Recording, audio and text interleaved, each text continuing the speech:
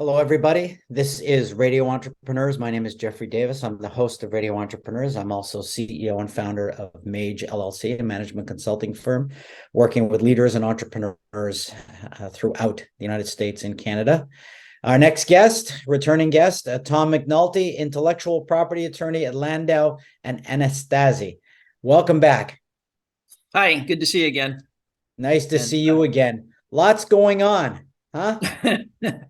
There is a lot going on. Today, I thought we would talk about contracts that underlie people's intellectual property. I know I've spoken a fair amount about patents and trade secrets and trademarks and the whole nine yards, but we haven't really talked about steps you need to take, excuse me, in advance to ensure that you are able to get to patent rights or trademark rights or whatnot. So I thought I'd talk about some of the importance of some of the underlying contracts and why it might be a good idea to discuss these sorts of things with an IP attorney as opposed to, a general counsel or even worse, just pulling forms off the internet.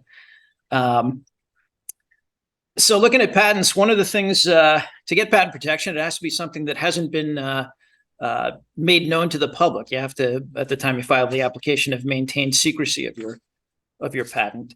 Excuse me, of your patentable subject matter. And I think a lot of people maybe overlook some of this when they're in the development phases, the importance of non-disclosure agreements and confidentiality agreements when working with people, when discussing potential, markets or potential funding or things like that. In the United States, once there's been a public disclosure, and that can be public disclosure doesn't mean announcing it to the world. It can be anything as much as an email to a single person that's not covered by a confidentiality obligation. Wow. That's a pretty strong rule. Yes, it certainly can be. And it can have disastrous consequences if you do something like that. In the United States, once you've made a public disclosure, you have a year to file an application. In the vast majority of the rest of the world, you lose rights immediately. So if you've made a disclosure without having gotten an application on file and without having some kind of confidentiality requirement, you might well be in trouble.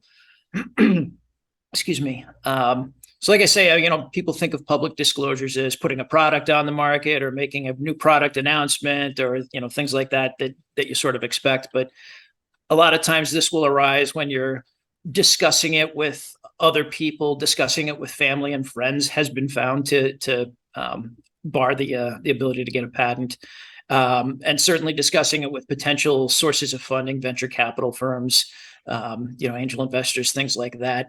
Some of them will sign NDAs, some will not.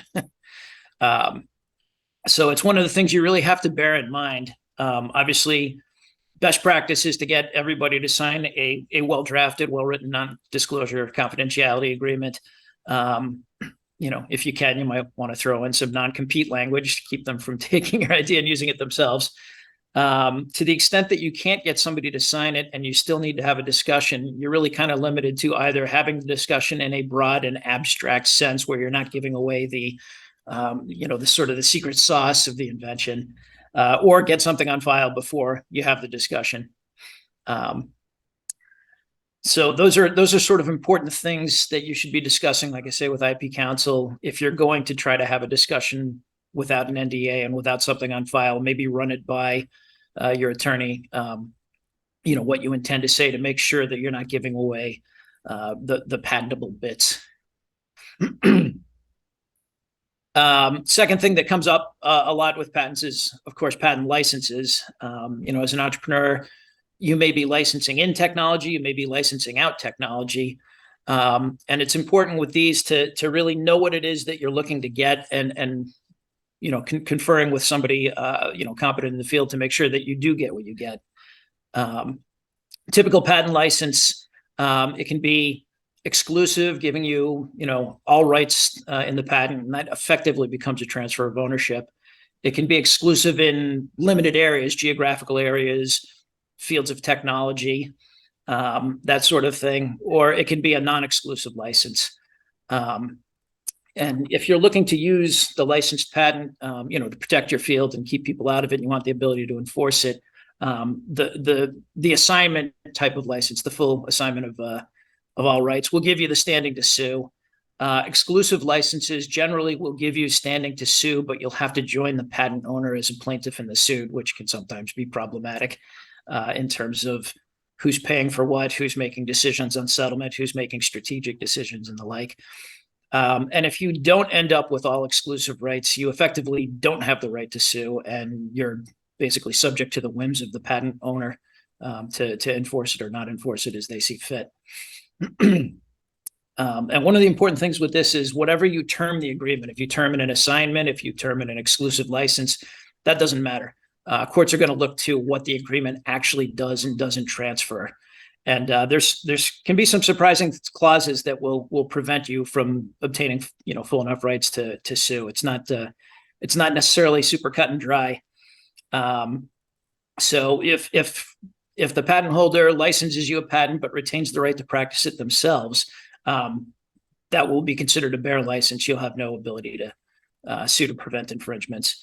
If they keep control over your ability to sublicense, retain veto power over, infringement settlements or infringement cases, maintain some measure of control over what you can do with the patent, that's been held to transform it into something other than a full assignment of exclusive rights, where depending on the severity, you'll either have to join the owner or you won't be able to sue at all. These sorts of clauses very often arise in university agreements because universities, when they license out their patents, are not generally strictly profit driven. They're always trying to do something for the public good. They'll have clauses that require commercialization within a particular field, that require sub-licensing for research or educational purposes, those sorts of things. And the universities are certainly doing it with good intention, but they are sometimes effectively keeping you from getting the rights that you're looking for. The other thing this comes up a lot is, with startup businesses, small businesses that are being run and driven by the inventor of the business as kind of concept. Very often the business owner, the patent owner, will neglect or choose not to assign the patent to the business itself. And that can be problematic in that if the business finds that there's somebody out there that is infringing and they want to try to enforce it, the business may not have any rights in the patent, may not have the ability to do it at all. And it would be up to the owner as an individual to go ahead and spend the money, spend the time, trying to do the enforcement. At some point when the business owner perhaps divests from the company or the company grows big enough to have a board of directors that are kind of overseeing things, it may not be such an easy path to dig out of if that happens. Here's my concern, something that you don't say, people don't always look at until afterward. Is there a mediation clause? Is there a litigation clause? Where is it going to be litigated? Who's paying for the litigation? What are the penalties?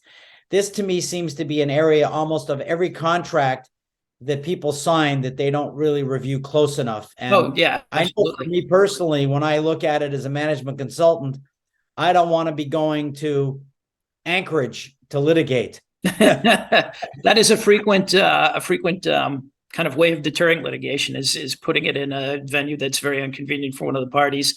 But you're right, on the arbitration angle, that sort of became a really popular thing. It was touted as being, much cheaper and much faster in the whole nine yards. I've been through an arbitration that had an arbitration clause that called for arbitration in New York City, and that had a fee shifting provision that whoever the prevailing party was would get their reasonable attorney's fees. And this particular case, the damages ended up being about $10,000, but the attorney's fees award ended up being a little bit more than $300,000. And fairly early in the process, the desire to get those fees was what was really driving the case forward and preventing it from settling. So sometimes little minutia, little bits and pieces like that can kind of come back and bite you. Well, as I said, I mean, you could look at something and think, oh, it's so reasonable. And then you realize that if someone did want to accuse you of something, just being accused could make it that you would give in right away because you can't even afford the fight. So you have to look at what's the fight clause. I find that whole area to be very interesting. And also, again, when you're up against people with deep pockets, it can be a problem, international problems. You tend to cover it all. And that's what I like. You cover it during all of your interviews. And I think entrepreneurs need to be aware of that. Even in what I would call low tech businesses, you have to be aware of some of these things. So if someone's looking for you, Tom, and needs more information on intellectual property, I can't even pronounce it. How would they find you? They can reach me at 617-395-7040, excuse me. Or they can find myself and my firm at www.lalaw.com. LAlaw.com. That was a great show. I loved it. And remind everybody, you'll see Tom every month and regularly on all our Radio Entrepreneur sites talking about intellectual property. This is Radio Entrepreneurs.